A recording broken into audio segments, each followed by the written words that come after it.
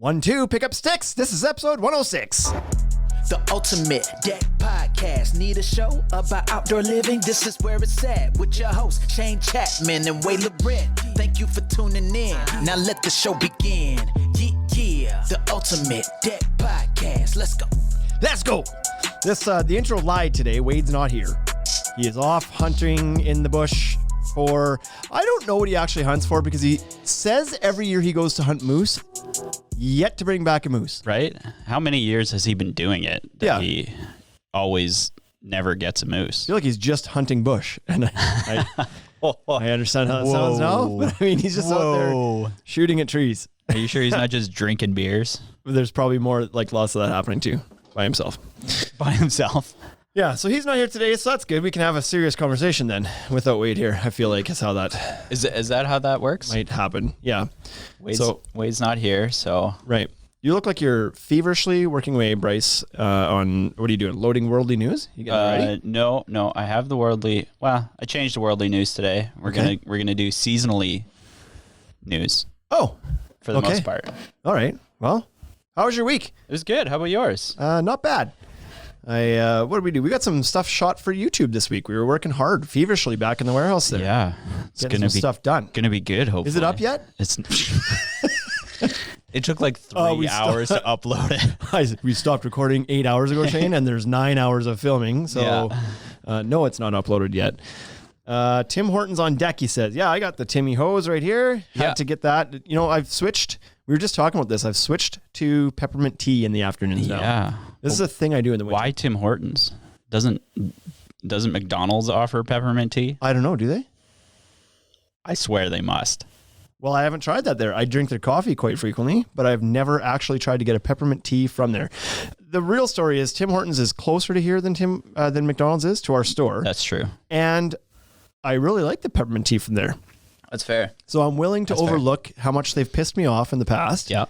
Until I try somebody else's peppermint. That said, I did text my wife today and said, please put a box of peppermint tea on the grocery list to bring to work. So I'm about to cut them out of this again. And make my Goodbye, own. Tim Hortons. Goodbye, Tim Hortons. Now you just need a kettle and some peppermint tea. And there's kettle here. Oh, there you go. There's a kettle here at the store. And Juanita, our estimator, she has peppermint tea here. She's offered it to me, but I was like, if I start, I'll finish the whole just box. drink it all. So I'm going to get my own now. So peppermint flavored things, that's your like go-to December, end of November, December. Yeah. Yeah. The peppermint thing is a trend I can get on no problem at Christmas time. I don't get on to the pumpkin spice thing a whole bunch at Halloween time. Like that's No.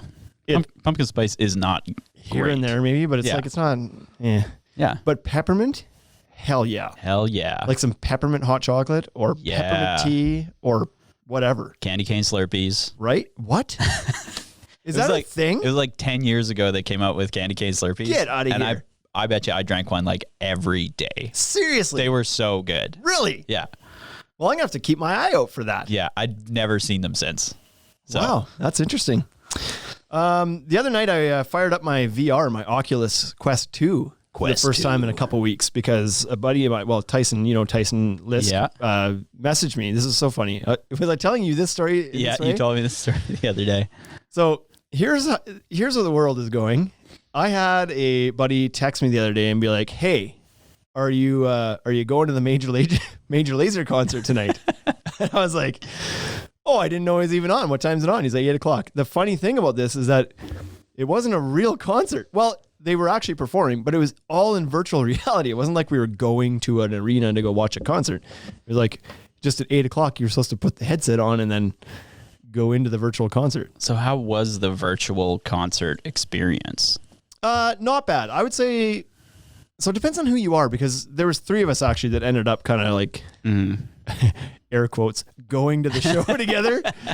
And Greg was like, he's like, this is crazy. This is so amazing. Like, wow. And I was kind of like, yeah, it's neat, but I certainly don't feel like I'm there. Right. Like, I don't feel like I'm not forgetting that I'm sitting in my living room with a giant pair of sunglasses on. Like, so I think it depends on who you are a little bit. But that said, like the VR thing in general, very cool. Yeah. And there are some things where you do get lost in yourself a little bit. I just didn't feel like the concert was one of them. So I've gone into like some of the venues where it's like a stand-up comedian or something, and it feels a little bit more intimate and like you're there Yeah. with that stuff. With this one, it seemed like they were really far off and the picture was not super clear. Oh, okay. Like, so it kind of just felt like you were watching like a video. you were just watching a concert. I was watching a VHS tape. VHS tape. They went backwards in time. They kind of slid back a little bit. That's Major Lazer for you. Right. But that said, I went into another venue. So there's an app called Venues and there's all sorts of different shows on. You like walk into a lobby and it's like a theater and there's little venues. You can go into whichever shows you want. And so I went into one that was like UFC fighting basically. And it was really cool. Like it was like you're right up there ringside watching this fight and it was much clearer and the picture was good. And like there was normal sized people around you. Normal like, sized people. This is really kind of cool. I was just thinking, probably something that Netflix should get on would be to recreate virtually the video store. Oh yeah. Because you and I have talked about this before, but Blockbuster Friday nights. Oh hell yeah. Can you imagine walking through the video store? Oh, like, picking your favorite for VHS? Sure, one of the 9 people in here works at Netflix. So that's a great idea. Yeah. That's a great idea. Because I do think that the venues thing where you're in the lobby and you can hang out and talk to other people from around the world is really neat. Yep. But if I could walk through Blockbuster to pick up my movie, Right. That's deadly. And you could actually pick up the Just pick it cases up. and like read the back and like, oh man, that's super cool. Have to take it somewhere to put it in, like to watch the preview. Right. Then you buy your popcorn, your stuff, whatever, and then you leave and you drive over to 7-Eleven and grab other snacks. Skip the dishes. Right. 7-Eleven, Uber Eats, man. Oh man.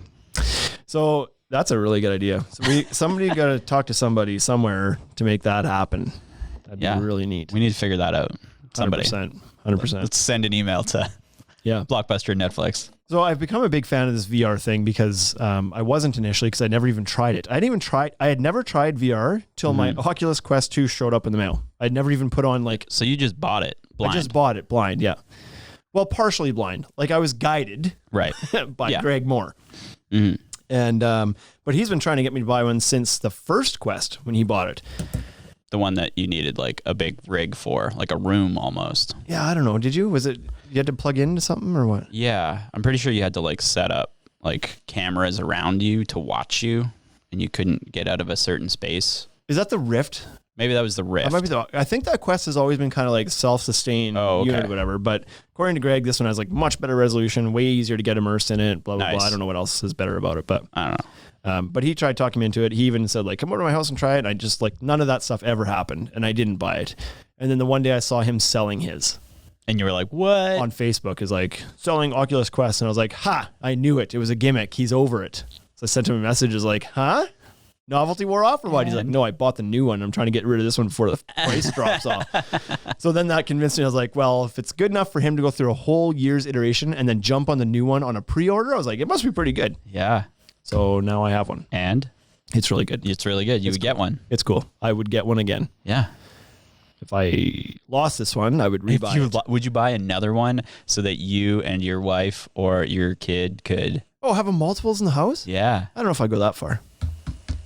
So my wife's not a huge fan of it. Now that said, she's tried it and she thinks it's super cool as well. And I've got some videos of her. If you go onto my personal TikTok account, so I think it's the Shane Chapman on there as well. I posted a video of my wife's first or second time trying it, walking the plank, and some shit goes down, and she gets freaked out. So you should go watch. She just doesn't. She doesn't. Oh, okay. I won't ruin it for everybody. So then I took the VR down to my parents' place when we were visiting there a few weeks ago, and we brought it and thought, well, we'll let them try it. Pretty grounded people. I didn't think they would get into it a whole bunch. They tried it, thought it was super cool. Neither of them could walk the plank. I don't know if you know what I'm talking about with the walk the plank, do you? I do, yeah. Okay. You ride the elevator up to the top floor and you walk out. Yeah, virtually you go up a building, the elevator door opens, and there's a wooden plank, like whatever, the equivalent of, let's say, 20 or 30 stories in the air. Mm-hmm. And you have to walk out on the plank and just see what it does to you. And it's crazy how much your mind is just like, yeah, you better be careful up here. Right. Like, you know that you're just sitting on your living room floor. You can't fall. Yeah. But your body's just like, nope, balance. And then when you fall, you get like the rush. Your stomach goes through your throat. Yeah, it's crazy. And so my wife couldn't do it for the longest time. She was like, oh my God, I don't know why I can't do this. It's so crazy. Take it down. My stepmom nor my father could do it. They're both like, really? Nope. Can't get out of the elevator. And so I thought this was all like Wade had said that same thing. I couldn't even get out of the elevator. I was like, come on. Like, that's, Yeah, it's a video game, Wade. come on, Wade. How You're whatever. going to go hunt moose. And yeah, exactly. And then the first 3 people that I try it on also can't do it. So I was like, okay, legit. So anyway, we've hit 10 people in the audience. That means we can get on to the worldly news. Worldly news. Isn't that what that means? Yeah. I don't have it. I don't know, we've never I don't have talked the about- opening set up, but you can. We've never talked about that being the thing, but Let's just run it. should we just run it? Just hit the button. Okay. Just so you know, Mom, I'm working on something very, very big. Very important. You're going to be very proud. It's the worldly news. Okay, well, you said we've got some seasonal worldly news today. Is that Yeah. accurate? So first we have regular worldly news segment. This is kind of funny. While you're looking that up, I'm just going to read back into the comments a little bit here. We have HeatCon saying that pumpkin spice, I think their caps lock button is stuck on. Hey, everything they said so far is in glare. Like they're yelling at me nonstop. Right, exactly. Pumpkin spice is greater than peppermint, Pumpkin Come spice on. is not greater than peppermint. right? Whoever, Absolute nonsense. yeah, get out of here. Come on. Precision Construction says peppermint tea. Good grief. Is episode 107 going to be talking about our feelings? No, Scott. Actually, episode 106 is going to be talking about our feelings. Yeah, 107 is He next. clearly didn't see the story about what today's episode was going to be about. Okay, here we go. Worldly news. You ready? I am ready. Okay, what would you do if a giant rock fell through your roof and it was still hot? Is it a real rock or do I have my headset on? It's a real rock. Oh, it's a real rock. It's a Okay. real rock. Yeah. And it's still hot. Like It's it's still a hot. Like it's a freaking asteroid, like a meteor. It's a meteorite. So an Indonesian I'd man. cook an egg on it. You'd cook an egg on it? Yep. So he picked it up, still hot, took it home, took a picture of it, put it on the internet. Someone offered him over $1 million just to buy it. Do you take the million right then and there? Yeah, why not? You're in Indonesia, man. Because what if it's worth more than that? They estimated it to be worth at least 1.8 million US dollars. Okay. And the guy that bought it turned around and sold it right away. For 1.8, Probably. he made his cash. I mean, you just had a rock fall through your roof. Right. And I wonder how much $1 million in Indonesia is worth. Right. USD. And the guy was probably sitting on his couch, like being like grumbling. Yeah, Like, exactly. oh, life's so shitty, and like I never have good luck. Kabam! Exactly. What's that? That's like winning. That's beyond winning the lottery, It is. right? Yeah. So it crashed through his window. How big of a rock are we talking about here? It's probably the size of a football. I don't know if you can kind of see that. Size of a football. Oh yeah, you got it on the thingy there. Yeah. Yeah, that's a lot of dough per pound of rock. Right. Right. And it was still hot. And so what he's going to do with it, the money, he's going to expand his house and I hope fix his roof. Yeah, he's got $10,000 in repairs first. Exactly. And then donate the rest to his local church. Really? Mm-hmm. Okay. How big of a reno is he doing? Is it like a $950,000 reno? And He's buying the whole island of Indonesia. Throw the other 50 at the church, I guess. Simcoe says, did I just join in 30 minutes late and we haven't done the worldly news? Yeah, you joined in late, but we also started quite late. We've only been recording for 13 minutes, so settle down. Okay, holiday worldly news. Shane, how much do you like Christmas? I like Christmas quite a bit. I'm a big fan of Christmas. And what are your top Christmas movies? Oh, okay. You and I talked about this for 2 hours the other day. I know. Driving to Saskatoon. This could be a podcast in and of itself. It could. So my annual watches, number one is Home Alone. Home Alone. That's the greatest of all time. Home Alone. I will watch that probably no less than a dozen times between now and end of January because it's not over when Christmas is over. My kids also love it. So then They just keep we watching just it. keep watching it. And you know what? I don't like rewatching movies a whole lot. There's very few movies that I can watch again and again and again. And let me try that again. Over and over. And again and again. Over and over. Over and over again. But that's one of them that I could watch I could watch every day until Christmas. And after Christmas. And I know exactly what's going to happen. Right? It never changes. Right? But that's an amazing movie. I like Is that that Joe one. Pesci? Yeah. Yeah, watch a Joe Pesci get hit with a paint can. right? Or touching the doorknob when it's like really hot. And so did we talk about this yet? Have you watched the Netflix show the movies that made us? I haven't watched that one. Was I telling you about it? No. Okay, so they do the Home Alone one. Mm-hmm. And so Joe Pesci and Daniel Stern have stuntmen in that movies that actually do all these stunts. Obviously, yeah. And so like they actually get nailed with a paint can and whatever. And the scene where Joe Pesci's going to walk up, I shouldn't even call him by his name. We're breaking the spirit of Christmas here. But when he's walking up the stairs, we should call him by his character name. What's his character name though? Marv. Marv, yeah. No, Marv's Daniel Stern's character, Harry. Harry and Marv, the wet bandits. I've watched this movie 100 times, and for some reason I still have to think of what their names are. Well, because they're not. Who cares? Yeah. So when he's walking up the stairs and they're all iced up, Yeah. and he flies back. So that was a stuntman. They had a couple stuntmen for each guy, and the director had given him no direction as to how he was supposed to fall down the stairs. It was just like hit the stairs or icy fall down. And that guy walked up there and he hit it, and he just said, like, they were interviewing him on the show, and he just like threw himself up as high as he freaking could. And like he slammed hard on the ground afterwards. And apparently like the whole set was just like mouth open, drop, like, oh my God. Yeah. And then like, cut. Are you? Because he really hits the You concrete in that scene. okay? It's like one Yeah, he scene. throws himself like 6 feet in the air and then lands on his back in the concrete. And that was 100% real. So anyway, Home and Alone. then like Marv actually takes an iron to the face. Like they did all this stuff. And I feel like Home Alone 2 is way worse for stunts. Like in terms of. so Home Alone 2 gets me when Kevin's throwing the bricks off the top of the building. and Yeah. Marv keeps taking him in the face over and over again. Over and That's a over. great scene. That's a Yeah. great scene. Anyways, Home Alone for sure. Home Alone 2 is just as good in my opinion. Elf is an annual watch. Got to watch Elf for sure. Elf's great. I usually sneak Christmas with the Cranks in their summer. It's not one of my faves, but I'll watch it once every holiday season. Christmas with the Cranks, hey? Yeah. It's Tim Allen. Tim Allen. Yeah. I'm a big Tim Allen fan. Santa Claus? The Santa Claus is a really good one. Yeah, we'll watch the Santa Claus for sure. The first two anyway. Mm-hmm. I think it's the first two, and then the third one gets goofy. Is that what happens? Yeah. Yeah. So, So Home Alone's on that list, obviously. Charlie Brown Christmas. I've never been a big fan of the Charlie Brown Christmas. Nah, me neither. Doesn't do it for me. A Christmas Story. No. Yeah. See, I've never watched that either. Rudolph the Red-Nosed Reindeer, though. Is there a movie that's like the Rudolph the Red-Nosed Reindeer? Yeah, the One claymation. to watch? The claymation one. Oh yeah, okay. Isn't that one kind of like sad? Like I mean, it's a little and racist. old and like terrible. Is it? Yeah. Okay. Anyways, there's probably some other ones that I'm not thinking of. But yeah, I'm a big fan of Christmas. I love Christmas movies. What about Die Hard? That's the question.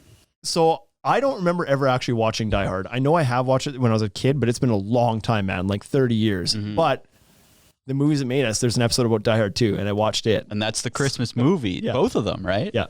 They're the Christmas movie for people who don't like Christmas movies. Right. And so what's the other one too? The Polar Express. That's not a bad Polar Express Christmas is movie. bad. Tom Hanks. Yeah. There You were were telling me about one though on the way to Saskatoon that I hadn't heard of before with who? Kurt Russell. Kurt Russell. I want to say John Travolta, but I was like, it's not John Travolta. So the new Christmas movie, in my opinion, is The Christmas Chronicles with Kurt Russell. Okay, I got to look that one up yet. So that's going to have to happen. So that's just a little talk about Christmas movies. Mitcon Dex says Christmas Vacation. Yeah, it's hard not. I don't make that one of my ones, but I'll watch it some years. Yeah. National Lampoon's Christmas Vacation. Yeah. Lethal Weapon got on the list. I don't know why. Okay. And so did Gremlins. And I didn't realize Gremlins? Gremlins is set at Christmas. Okay. And it's directed by Steven Spielberg. So what are you reading? This is a list of the top Christmas movies? Top 15 Christmas movies of all time. According to who? They're high. People. Anyway, A lot of them are like some of the old ones, right? Like A Christmas Story and I get why some of them are on there. They're classics. They have to be on the list, even if I don't appreciate them for what they are. right, exactly. Now, the final thing, because this will be out in a few weeks, about Christmas is 10 weird facts about Christmas that you probably didn't know. Okay, let's roll. December 25th I was love lists. was originally a pagan celebration. Okay. Nobody knows when Jesus of Nazareth was born, and nobody celebrated his birthday for hundreds of years. And December 25th was chosen because of the winter solstice alone. Alrighty. So, For me, it's never been a religious holiday for me. I understand that Yeah. it is, but it's not about that for me. I'm not a religious person per se. I don't go to church. So for me, it's just about like family and friends and food and like Santa. Yeah. Santa Claus originated from a newspaper ad. It was the first time a picture of him was seen. Okay. Was it the famous Coca-Cola one? We always talk about how he's red because of Coca-Cola. Is that true? I think that is true, but the original ad was in a newspaper for toys and gift books in the mid-19th century. Whose ad was it? Does it say? Doesn't say. Ah. What's another one? We Wish You a Merry Christmas was originally a threat. How? In what way is that threatening? The ever-popular song was originally sung loudly and repeatedly by crowds of rowdy, lower-class servants demanding booze from their masters, or else they won't go away until they get some. Okay, now I see it. Now I get it. Okay. What's another good one here? They won't go away until they get some. Right, exactly. Yeah, the makes 12 days of Christmas, how much do you think it costs? How much does what cost? The 12 days of Christmas. To who? Well, the 12 days of Christmas are 12 gifts, right? Oh, like the actual. Oh, I see. I don't know. Are we Take a stab. Is inflation being in the $67,000? They're looking at about $1.3 million. Holy smokes! They figure about $100,000 per Lord a leaping,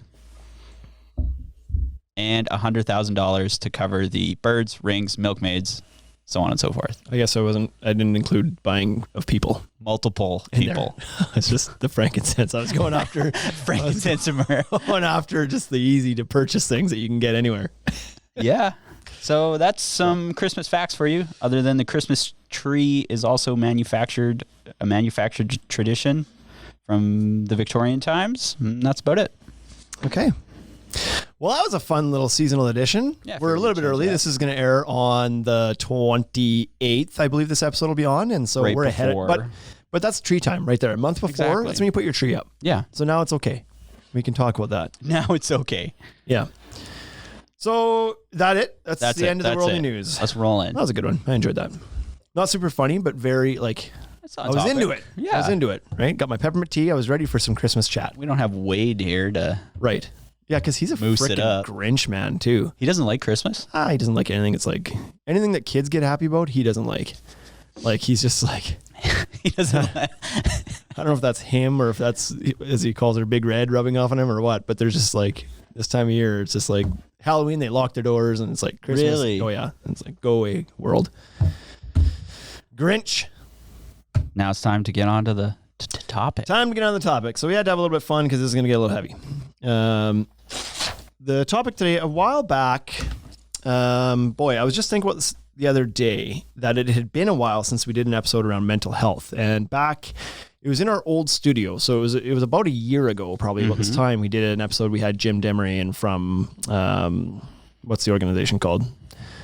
I know what you're talking about. Boy, oh boy, I don't know why I can't think of it right now. Anyway, a mental health initiative in Understand Us. It's called There you Understand go. Us. Yeah. And so there's been some shit that went on with Jim in the last little while. He's no longer there. The organization still exists. It The still organization has its exists. mandate, which is a good one.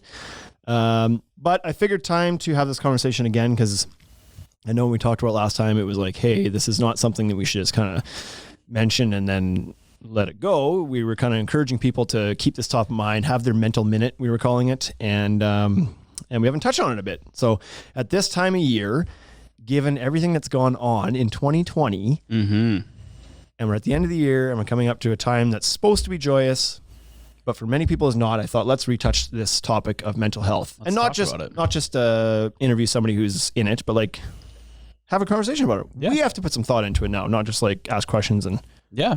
whatever. So I wanted to go through this because there's a lot of information out there about this trade specifically around construction. We're not going to call it just deck builders, but trade and construction as a whole. And so I've made really good notes today.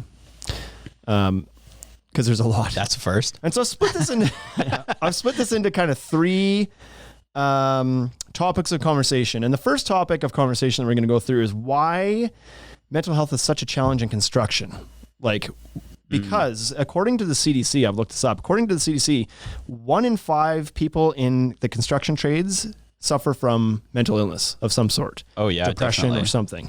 And I don't know if I thought that number is going to be any less, but I'm also surprised that it's only 1 in 5 in a way. So I wonder, and I didn't look into the entire context of their classification of what they considered to be. And maybe this was 1 in 5 that are like clinically depressed or something. Maybe, I'm not sure, but my guess is that probably more than 1 out of 5 have some struggles with mental illness. Maybe that's just severe. And so also the CDC had said that the construction trade is one of the highest risk occupations for suicide and mental health. Oh, wow. Mental depression. I wouldn't have guessed that. So it's an at-risk occupation. Do you think it's due to the type of work or other stresses? Right here. Oh, okay. Right here. I got 20 reasons. 20 reasons why. Let's hear them. It might not be 20, but it's close.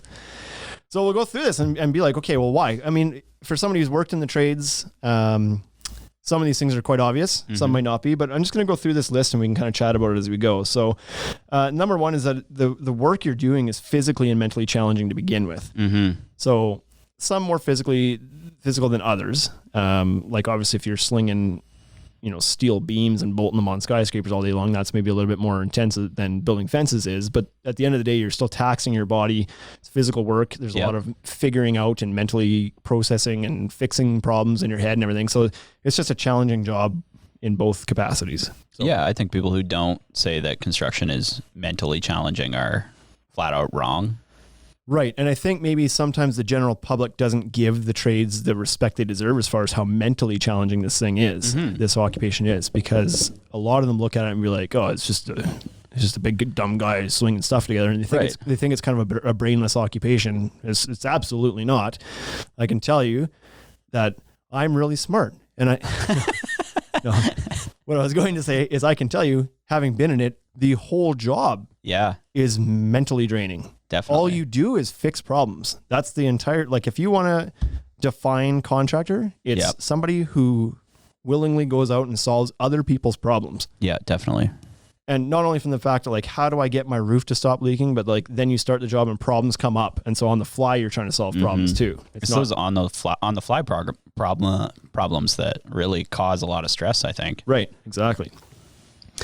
And so the second one, and I honestly think this is probably one of the biggest culprits, is that this industry is typically male dominated with this kind of tough macho attitude around it, where guys who are walking around slinging hammers and whatnot are expected to be tough. Yeah. And unfortunately in our world, tough means you don't talk about your problems. You're the rock. That's right. You don't get to cry. Yeah. You don't get to whine about what's bothering you. And I think that this industry, and this is certainly, I don't mean to paint everybody with the same brush, but obviously with the statistics being that this industry is one of the worst hit with depression and whatnot, this rings true in a lot of cases, is that this is a bit of an issue. The fact that guys are expected to be so tough and whatnot just because they're, and there's more and more females getting into this industry too, but females I think are a little bit more willing to be emotional than men are. So there's this kind of social construct that really kind of turns men away from wanting to be open in the first place. And then they get into this kind of industry where it's really frowned upon. Yep. And you're just with a bunch of other dudes who are all supposed to be tough. And so I think that's probably one of the biggest things. There's a stigma around talking about feelings. Oh, guaranteed. Because of that, hyper masculinity. Right. Right. Yeah. So, I mean, we can probably understand that when you walk into a job site, you're probably not going to walk in there and tell people about how you feel. Right. Because if you dare to, you're just going to get ridiculed from the 3 other guys on site. Unfortunately, that's kind of how it is. That's the fear, right? Yep. And that's probably just as that probably compounds the issue, right? Right. This stress, fear of I can't talk to anybody because if I let anybody know, right, they're gonna. So not only are you not able to talk about what's bothering you, but you've added another layer of something that's bothering you again because you can't really exactly express yourself to the guys around you. Competitive work environment. So I think this means just maybe even from peer to peer, like within the same crew, like maybe you're expected to be, you're kind of competing against each other to be the efficient guy or whatever it is, but also just the nature of that job.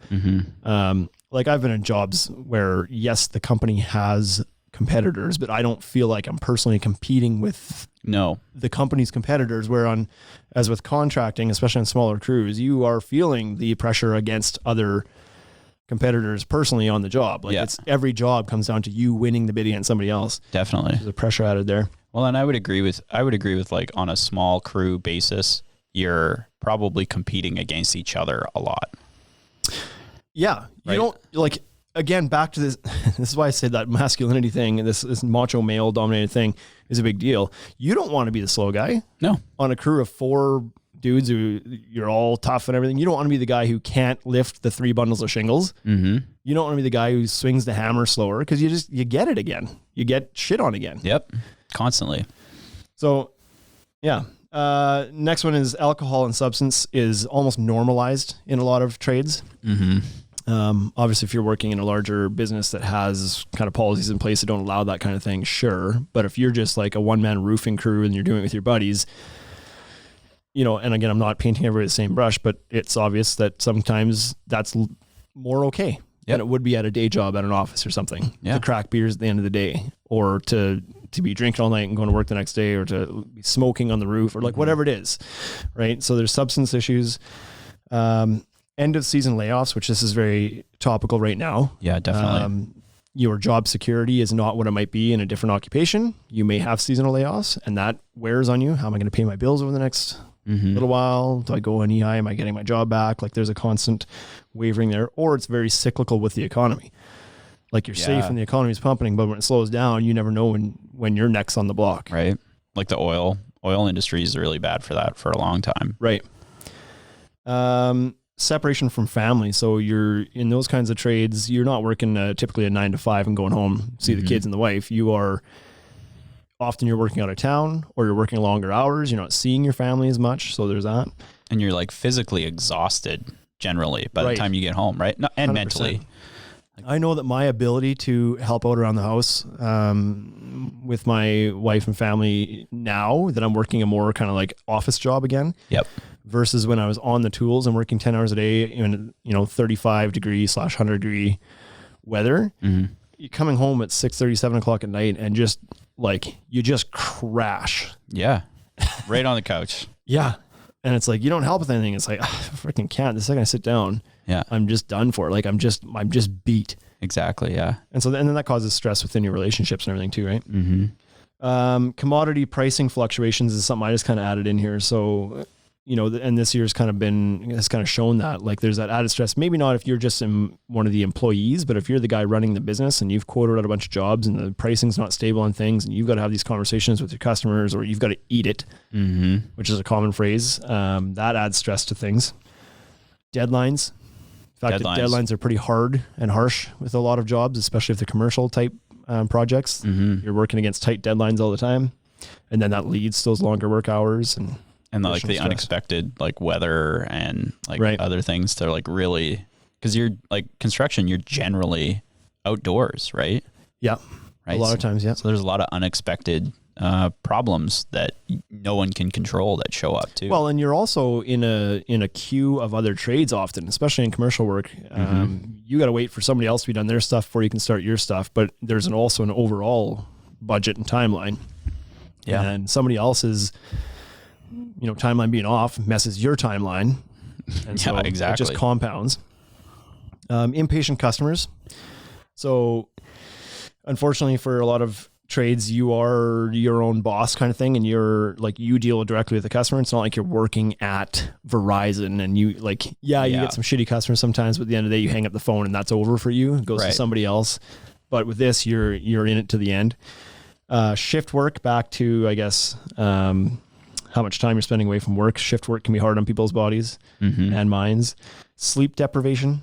So sometimes you just can't get a good sleep because you're overtired and overworked and your body hurts and whatever else. Or you get up at 4 because your crew, like a lot of different reasons why you might be missing out on sleep. Chronic pain is one of the next ones.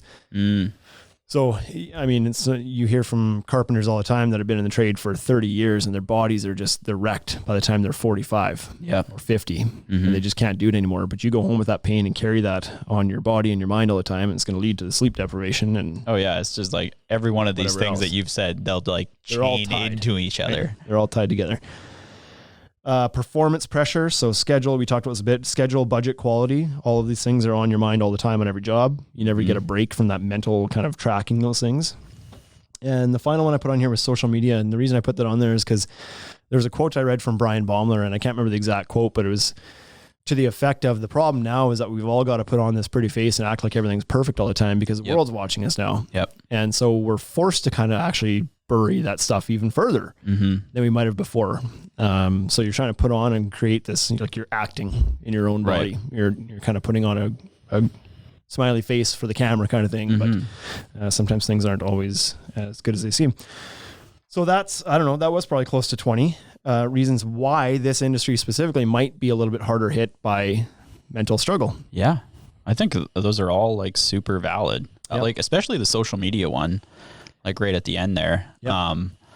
Because a lot of people do put on that face and that facade of everything's all right, I can handle it, right? Like that, back to that hypermasculinity and being like super tough, right? 100%. Like I can take everything that the world throws at me. Yep. And then they put on this like big smiley face and look what I can do. But then they never really deal with the issues. Right. Because like, I think it would help deal with the issues if you could put out there that you're super happy and everything like that, as long as you're dealing with that background stuff. Yeah. And the other thing too is that I don't know if you've ever, I see this all the time in the groups that I'm in. You dare post some of your work to try to show that you've done to kind of like show what you've done. Yeah. And there is always a lineup of ignorant people waiting to tear you apart. Yep. And so how do you win? Like you're trying, like you already buried the stuff you thought you'd get lit up for before you posted it. And then you post something and people just line up to take shots. Yep. Like people are freaking ignorant out there. And like some platforms are worse than others. Like, but I mean, I see it all the time and I just like somebody posts something and I'm like, here we go. Before it even starts, I just know that they're going to get racked over for something stupid. So do you feel that like if you were to post more stuff, like just not care and just be like, oh, just post every day about it. You know what I mean? I think it helps sometimes because some people are getting better at this. They're posting their mistakes. Yep. They're posting a little bit more real stuff. Like, hey, I know. Yeah, exactly. I could have done that better. I know that.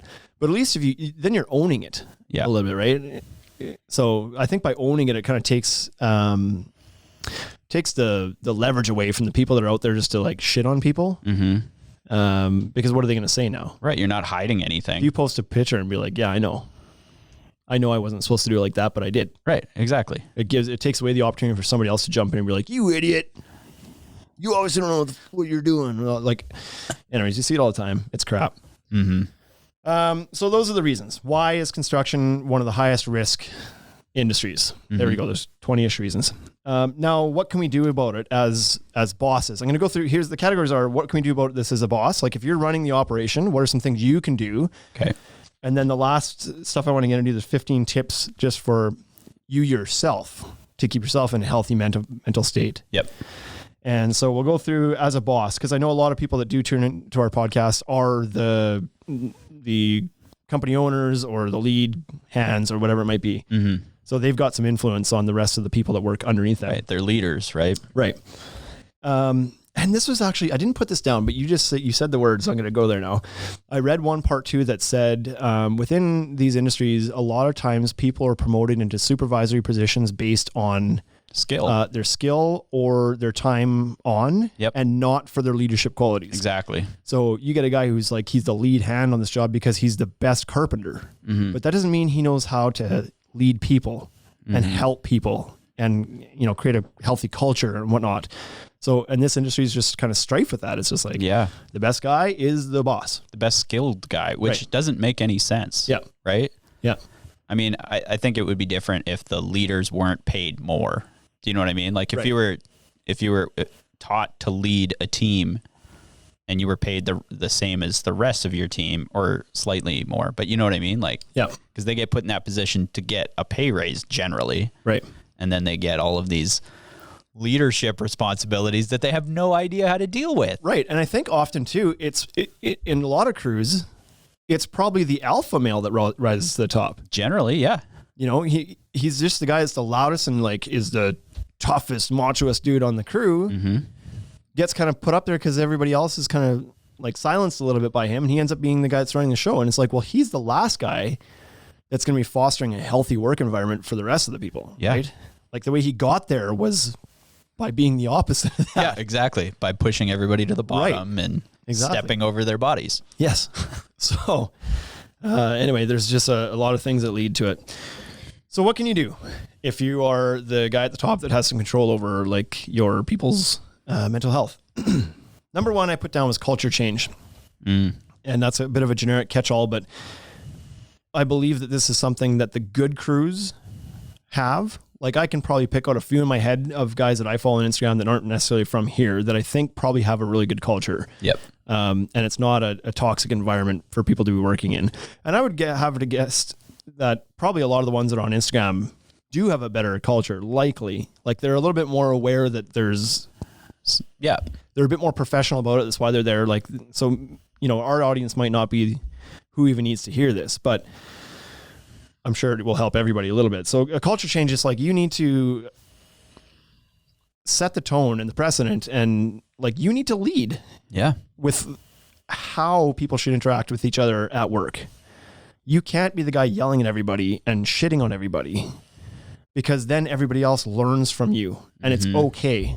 It's okay to tell that guy he's an effing idiot because the boss does it. Right. The boss does it more than anybody.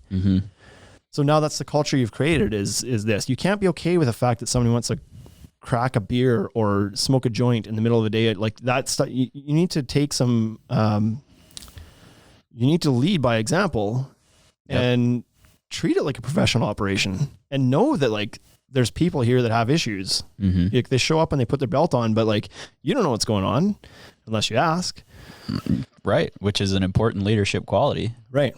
So I think maybe the rest of these kind of play into that whole culture change, but like, and I'm not claiming to have the answer to this either. Like that creating culture in a business is tough. Yeah. Any business, doesn't matter like what it is. And I feel like we have a fairly decent culture in our stores, but I almost feel like it's by accident. Like it's just by nature that Wade and I aren't,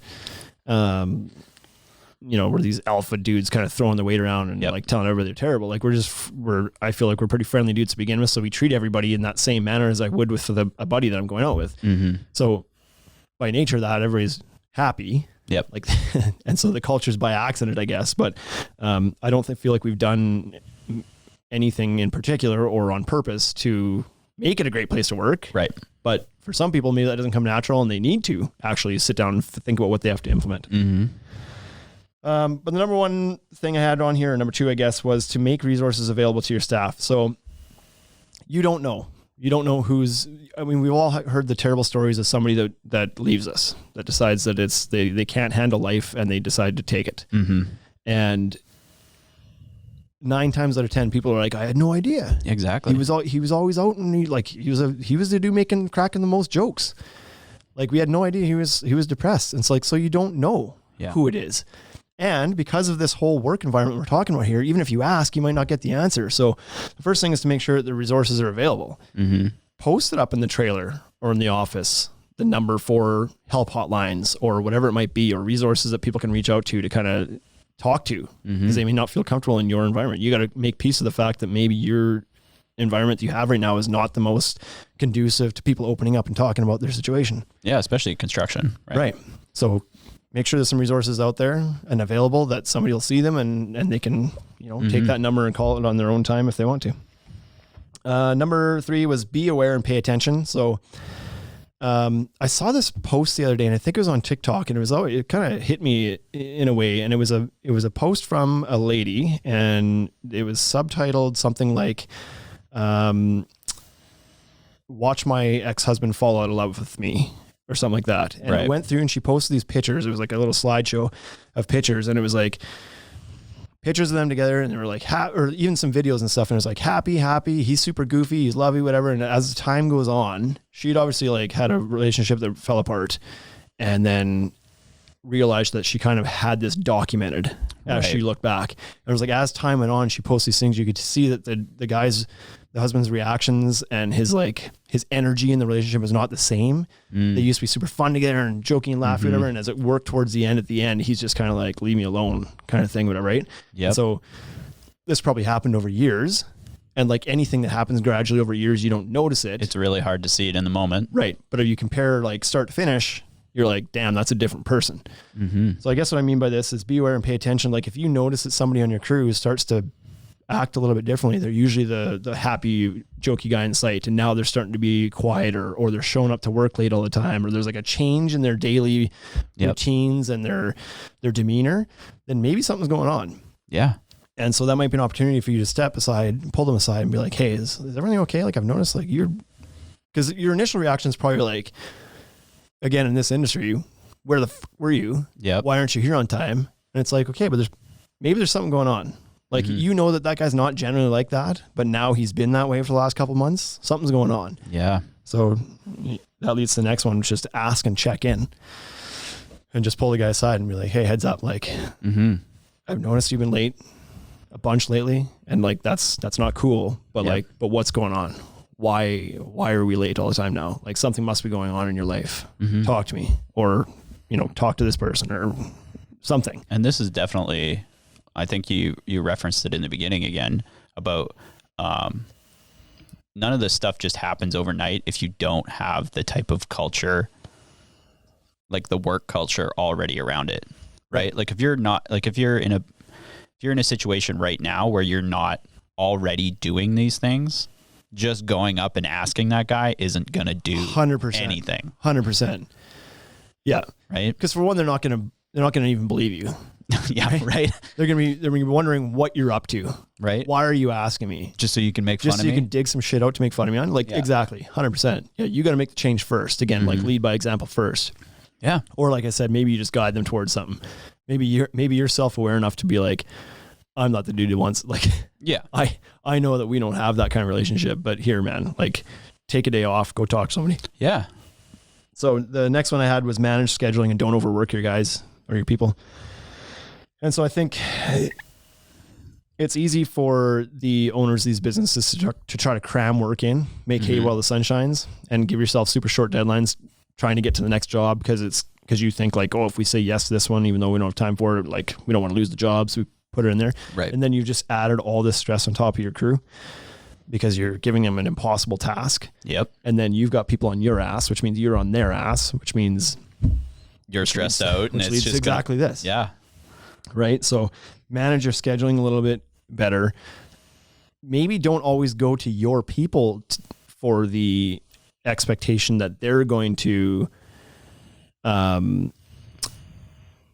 skew from the norm. Like maybe you don't go to your people like, can you work more? Maybe you go back to the client and be like, listen, heads up, we are going to need a bit more time. Like maybe who you're asking to flex on what was expected needs to change. Yeah. Because maybe the customer doesn't really matter. Maybe you told them this was going to be done by June 27th, but maybe it doesn't actually have to be done by June 27th. Right. Maybe July 3rd is okay. Yeah. So and then the next person, maybe you can push them back too. Like maybe you can flex on both sides, not to kind of always be grinding your people. Give time off, family days, sick days. So I know too that in that industry that somebody calls in sick, like you never believe the guy that calls in sick. Never. And I think that goes for a lot of occupations, but probably again, more so in these kind of hyper masculine, macho areas. Like, oh, you got the sniffles. Like nobody ever believes that somebody is too sick to come to work. Yeah. Well, I remember like surveying, like I've done some construction, but surveying for me was very similar to this. And I remember showing up to work like hungover with the next guy throwing up outside the truck as we're driving. Yeah. Right. Like you don't stop. Yeah. You just go. Right. Doesn't matter what happened the night before. Doesn't matter how sick you are. Yeah. Job's got to get done. Yep.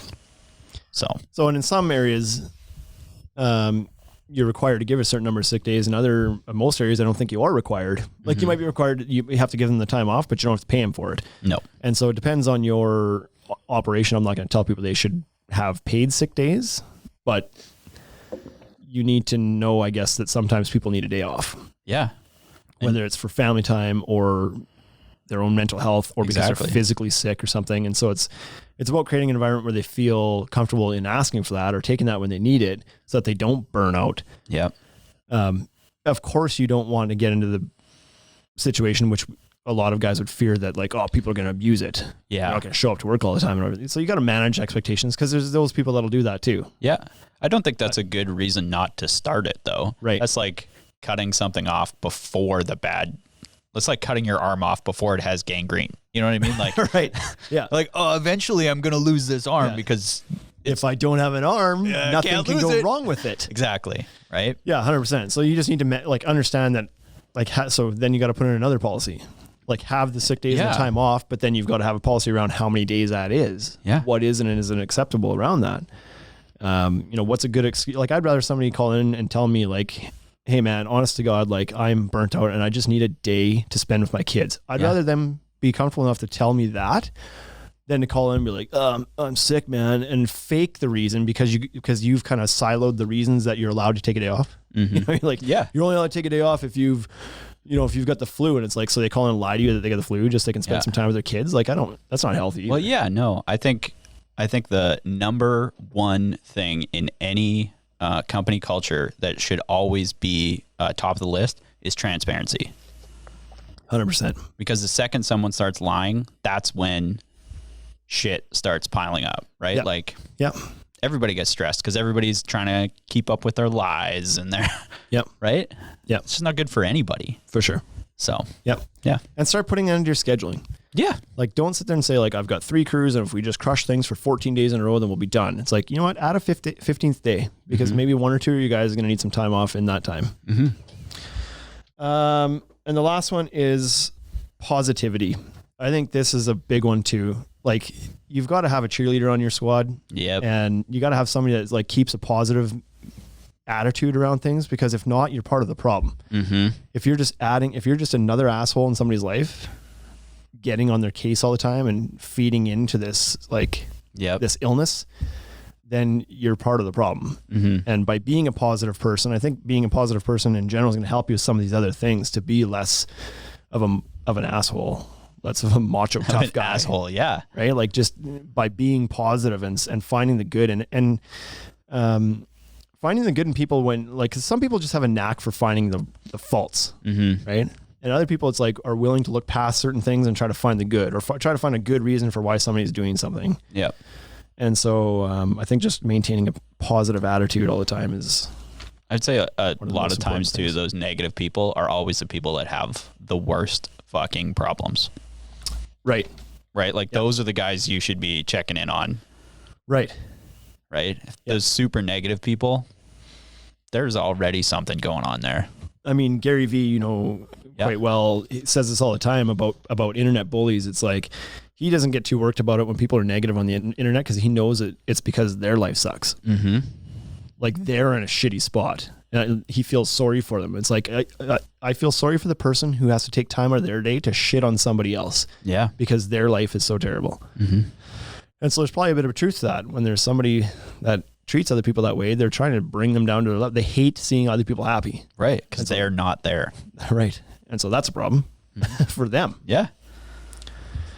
So now we're going to get into just tips for everybody to kind of ensure your own mental health is in a good state. And so some of these are going to be super obvious, others maybe not. But number 1 is to eat healthy. And hey, by the way, I've always said on every episode of this podcast, when we talk about something, we're not exercising everything we talk about. We're just like, we're 2 guys coming up with ideas. Yep. And they're like, we're not short on ideas, but we don't act on all these things either. So eat healthy. And I don't do terrible on this. I'm not the worst guy out there. I go in spurts here, but but I know for sure that I feel a lot better about myself when I am on a healthy kick than when I'm on a shitty 100%. kick. And so there's something to that for sure. Number 2 is exercise. Now listen, we're just 2 guys coming up with ideas here. Deja vu all over again. But again, to this, I know when I'm on a kick, when I'm exercising, I feel a hell of a lot better about myself. Yep. than I do when I'm not. So eating healthy and exercise goes a long way. And number 3, I think these are kind of like the big 3, is get a good sleep too. I think sleep is underrated. Sleep is underrated because, and I've only recently come to terms with how this makes me feel. I would say in the last couple of years, but I've always been a night owl. Yeah. Naturally. I have no problem. I didn't have a problem when I was younger. Staying up till 2 a.m, no problem. And get up at 6 and go to work. Like, I could do that. But I feel it now, man. Like, if I stay up till 2 or 3 and I get up at 5:30, 6 o'clock, man, my day's shitty. Coming and then back to haunt you. Yeah, and then I crash hard the next day. Like, there's nothing efficient anymore about me staying up late to get some stuff done because I'm just going to lose the entire next night. Yeah, exactly.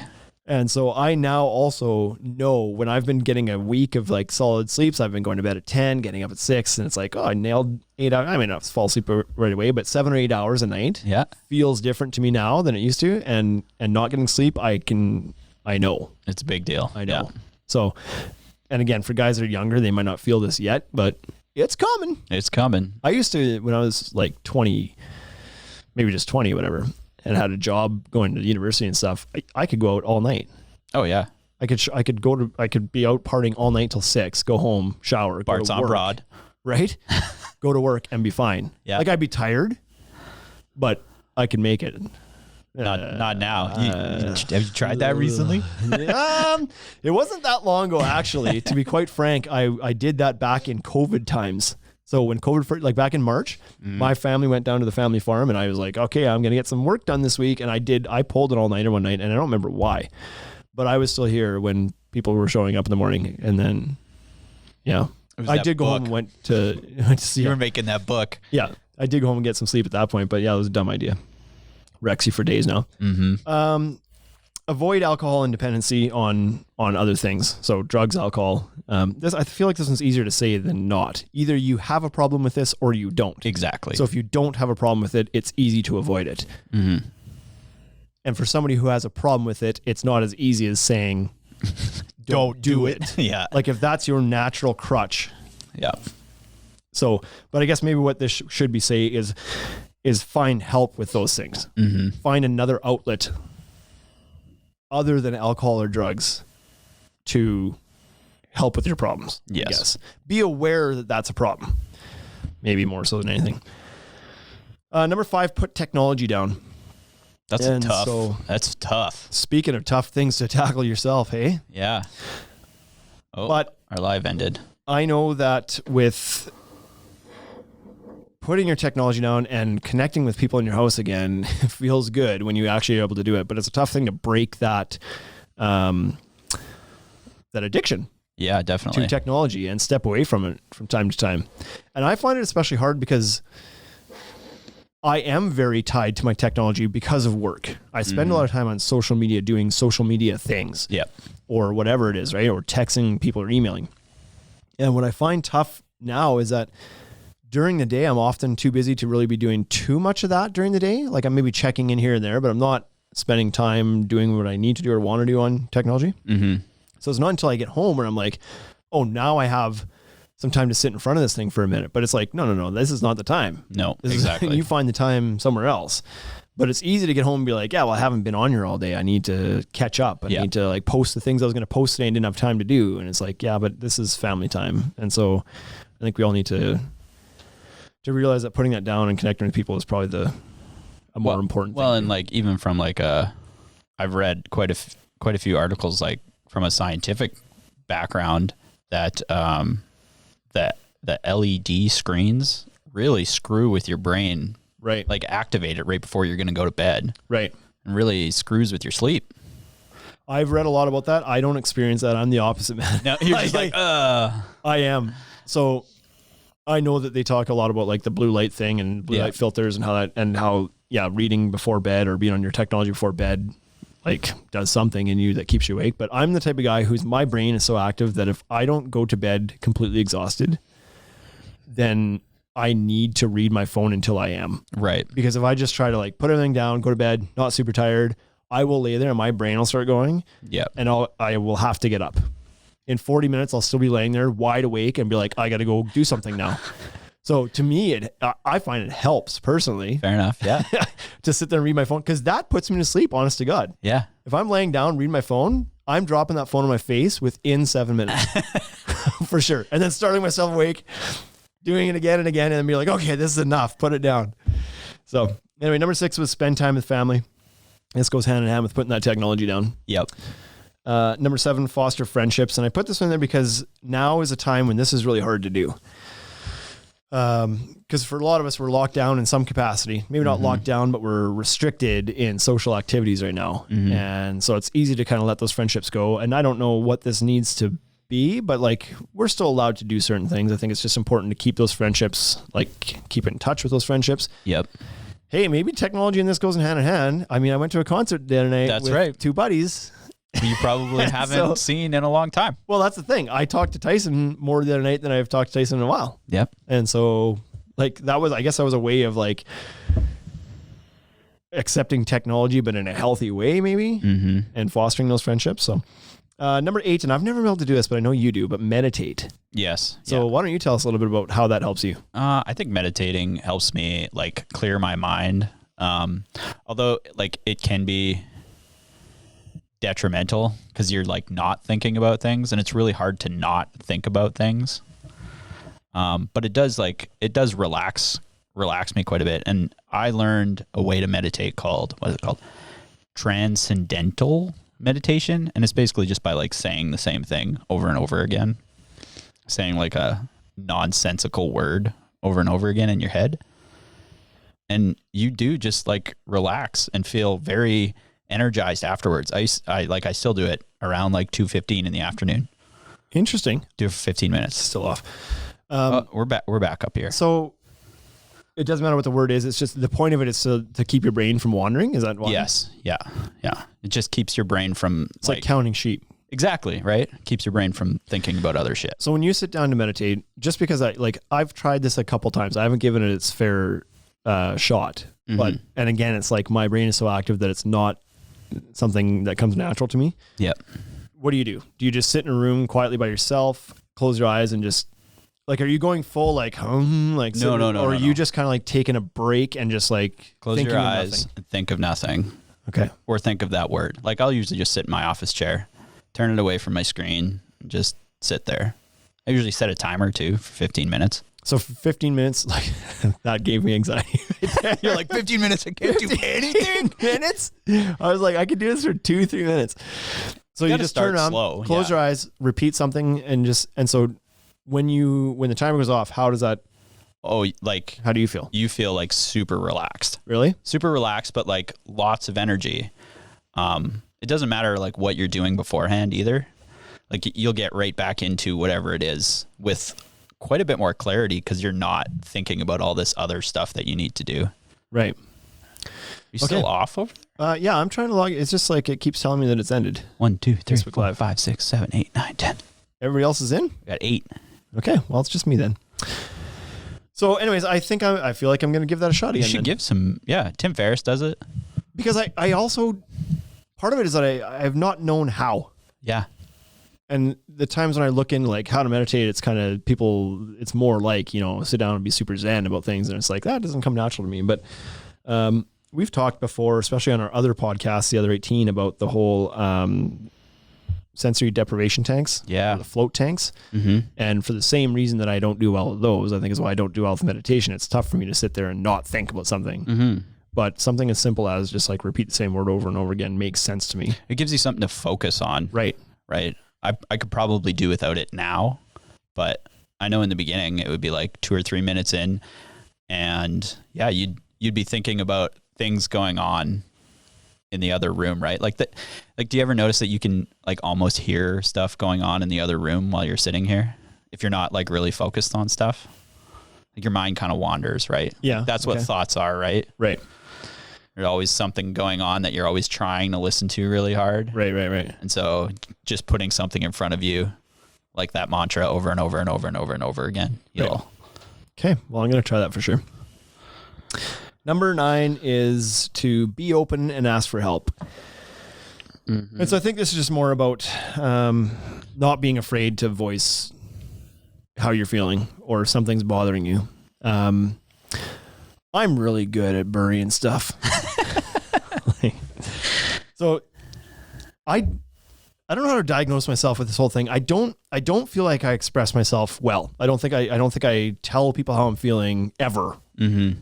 But I also don't feel like I'm negatively affected by that. I don't, and maybe I'm just not aware of like the stress that is like what's bearing on me because of it. But I don't ever I don't tell my wife hardly any of my struggles. And maybe that's like a protective thing in me that I don't want to put that on her. Mm-hmm. But I don't come home at the end of the day and tell her how I feel about like what's stressed out. She asked me how the day went. It's like, usually my answer is like, oh, it's good. I did whatever. Like, Yeah. I kind of like, maybe I'm kind of like guarding a little bit, protecting her from like from knowing that I'm stressed out about, because I don't want her to stress out about my stress. Right. I feel that too. Yeah. And I feel like I handle it a lot better or easier or I don't know than she does. So maybe that's why I hold on to it so much, but I'm just not naturally somebody who tells other people, because I'm also a huge believer that like I'm in control of how I feel. Mm-hmm. Definitely. And the stresses that are being caused to me I'm in control of those things for the most part too. I'm very much like purebred entrepreneur in that way. That's like, I'm in control of my life. Nothing happens for like an accident reason. Right. Yeah. So exactly. I don't know. Maybe it's all part of that too. So do you do anything to let those stresses go though? Is there anything that you do? No, I dwell on them. Yeah. I heard a thing from Dr. Phil about like Dr. Phil. Ooh, Dr. Phil. Yep. Anyways, the Dr. Phil. He talks about like, though, when you have like a thought in your mind, you'll say it like 10,000 times every second. Right. Right. So if it's a negative stress, you're really screwing with yourself. I hear you.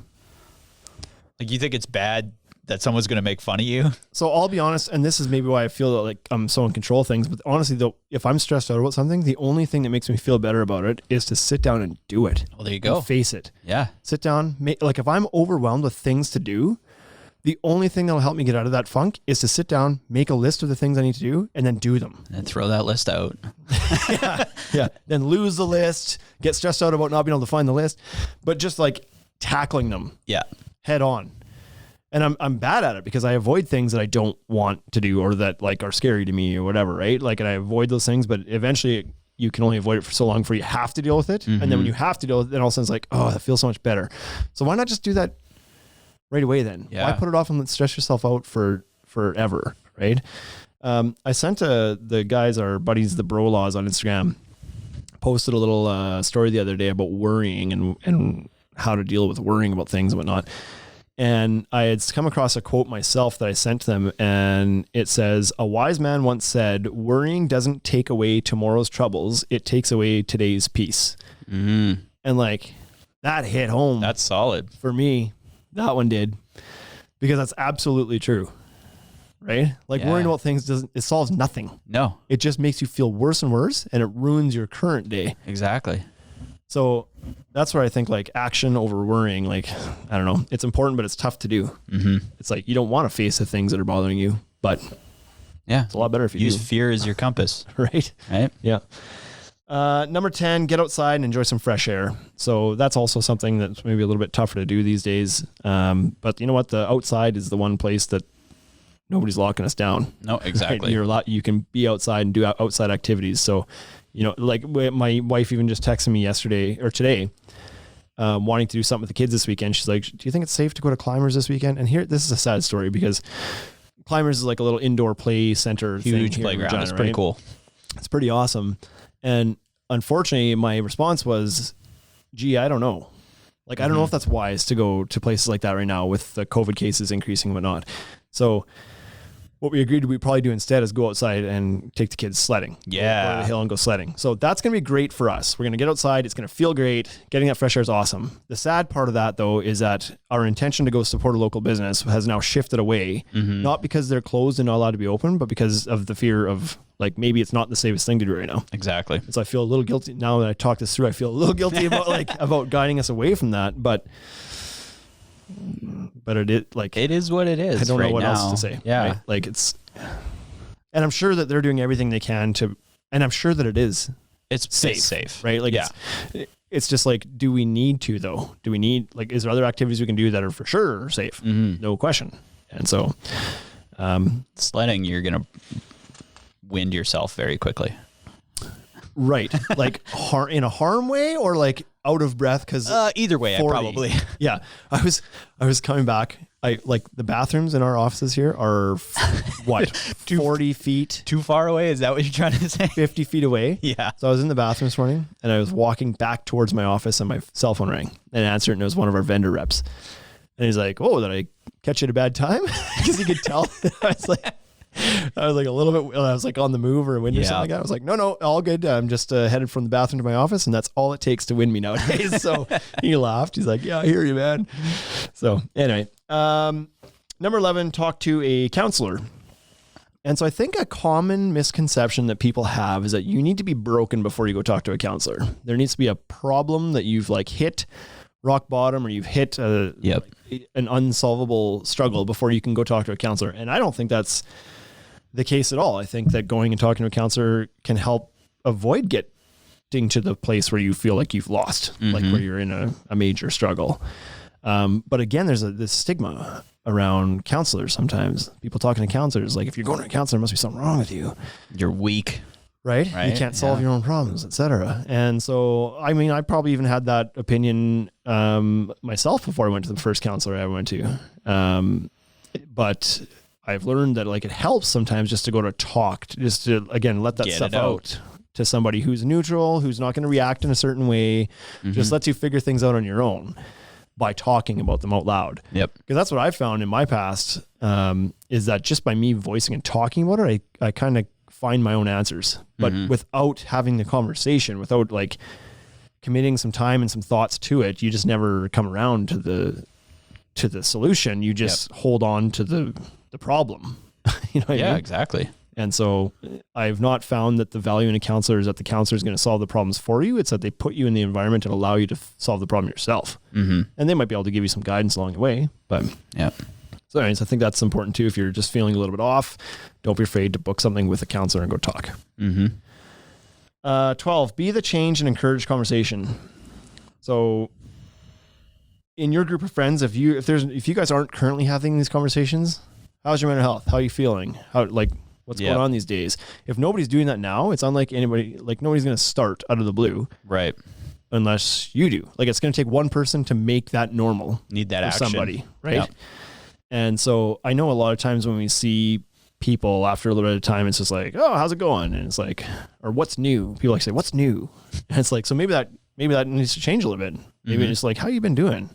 Yeah. Instead of just like, "What's new?" and kind of fluffing things off and not meaning anything. Like maybe we can be a little bit more intentional about giving people the opportunity to talk about themselves a little bit. And when someone asks you that, maybe giving them an actual answer. Yeah. Right. Be specific. Yeah. I always find, this isn't completely related, but I said the "what's new" thing. I always find it funny when you see somebody after like 15 years and you say, "What's new?" What's new? Everything. Yeah. And your answer is like, "Well, not much. How about you?" It's like, are you kidding me? Yeah. A third of your life has passed. How has nothing new happened? But anyways, this is just the opportunity to give an opening for the conversation beyond these surface level, like, how you be and then on you go kind of thing. It's just like talk a little bit deeper. Check in with your family, friends, and colleagues. Same thing. Yep. Just check in. I often don't ask my wife, try to get beyond a surface level answer. Like I always ask her how her day was. I always ask her how she's doing, but I never kind of press to be like, "What's really on your mind?" Like, is there something you want to talk about? Right. Or even my teenage son, like I know he's got some shit going on right now. And so I need to find a way to allow him to kind of open up to me too. But that's a rough time. Teenage. Right. Enjoy healthy hobbies. So, I think you need to have your own life a little bit too, right? When you're in relationships, you need to find something that's kind of yours to enjoy. And right now it's hard again during this COVID stuff because all your activities are shut down. Maybe you play hockey, but your hockey's shut down, or maybe it's going, but you're not playing it because of certain reasons or whatever. Yep. you know, there might be activities like I know that we finally kind of got my teenage son into some things he likes, but now all the activities are shut down. Like, Yeah, you can't even go do them. Right. There's no extracurriculars at school for them to partake in.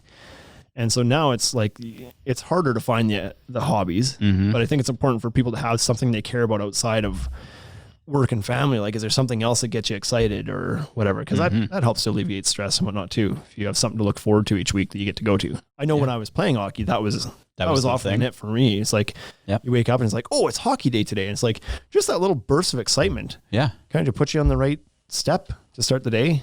Yeah. So, and finally, number 15, I have volunteer. Whoa. Where I was going with this is I think a lot of people struggle mentally because they don't know their own self-worth. They don't know how to define their worth. Like, who are they valuable to?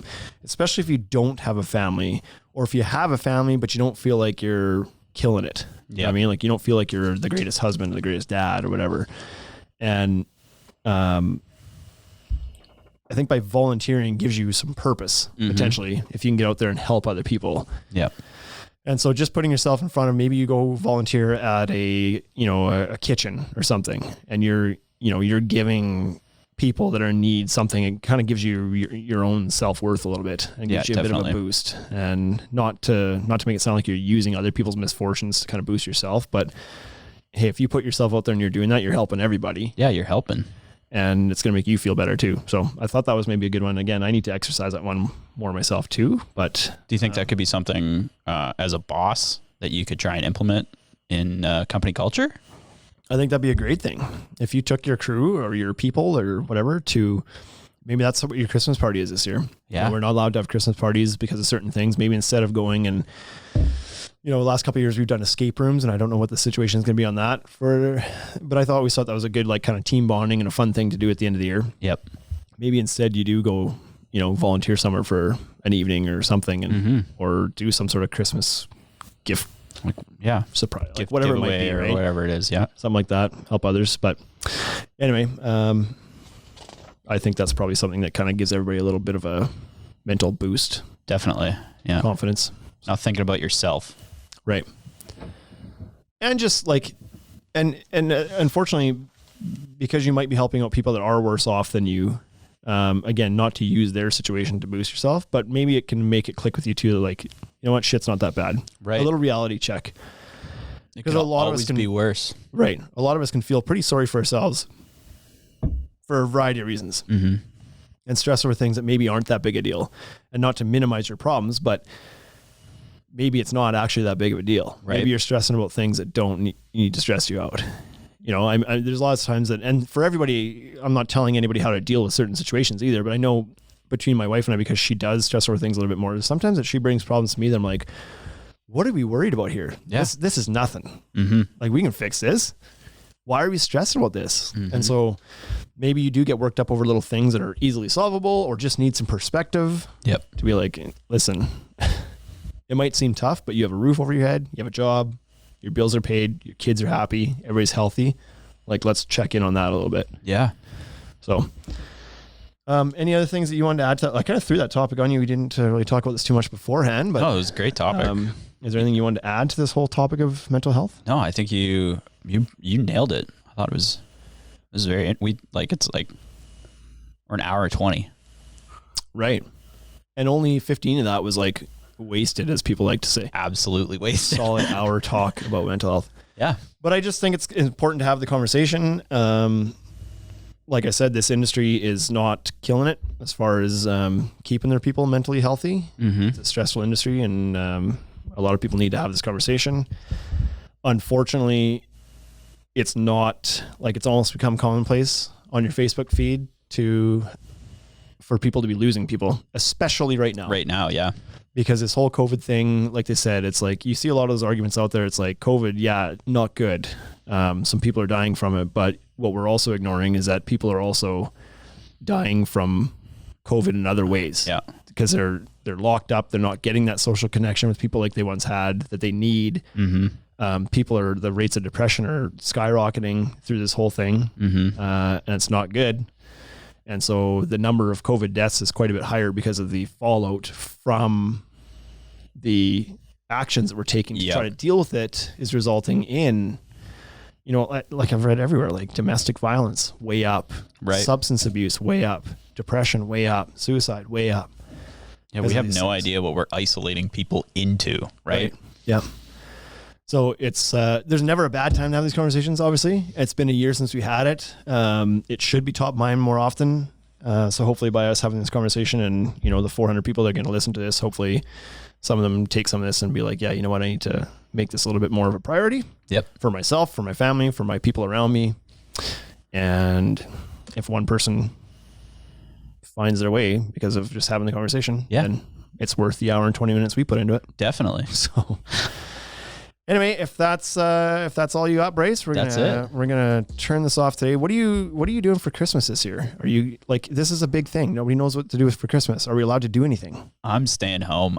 Ray, my daughter, she asked us the other day, she was like, you know, because a few years ago we were really sick at Christmas. Right. So we didn't get to see anybody. Yeah. And so this year, so that was 2 years ago, this year, she asked us, she was like, for Christmas, can we just stay home and not talk She to anybody? wants to just stay She home. just wants to chill at home with just Well, that's the good. three of If us. And there's I'm ever- like, yeah, let's do it. If there's ever a year for your kids to want to stay home, this is it. I Yeah. know that this is going to be a little bit tricky for us because my wife, big family person, like I love going like Christmas holidays and going Mm-hmm. out. And with so much uncertainty around things right now, like she's gonna be pretty devastated if we can't go see her parents or our families at Christmas time. So Yep. touch and go here right now. But I mean, at least where we are, they've kind of stepped up the I don't know if I should call it lockdown, but they stepped up the measures against COVID right now to where gatherings in your house are max 5. Private gatherings. So yeah. that's your household. Yep. That's like that's nobody else. Exactly. 5 people in my family. So, so they're going to do this for 4 weeks or for a month, which a month will be just kind of mid-December and then C, right? So it's going to be, we're talking about like getting closer to people and having more social contact and like opening up to people. And then right in the midst of this, it's like, we might lose Christmas Right. on this. Was going to put some people in some bad headspace. Also going into winter, which is Notoriously depressing. notoriously depressing, and a lot of people struggle to get through winter. Yeah. So your vitamin D is down, you're not getting sunlight, you're not outside, you're not, and it's just a depressing time of year. So we're heading into a rough patch. So hopefully this conversation can be Useful. heard by Yeah. people and they can like act before the worst of it gets here. So hopefully this is all for naught. We did something. Hopefully the Christmas season is still allowed to happen here and things take a turn for the better here in the next few weeks, but we're not in control of that. I guess to a certain extent we are, but it is what it is. Yep. Until next week, everybody, thanks for tuning in. Hey, thank you for listening to the Ultimate Deck Podcast. Now you know what we're about. Check the site, come and shop. UltimateDeckShop.com. Hit us right away for sponsorships or tell us if you want to collaborate. Let's go. Check us out on any social networks. Thank you for listening.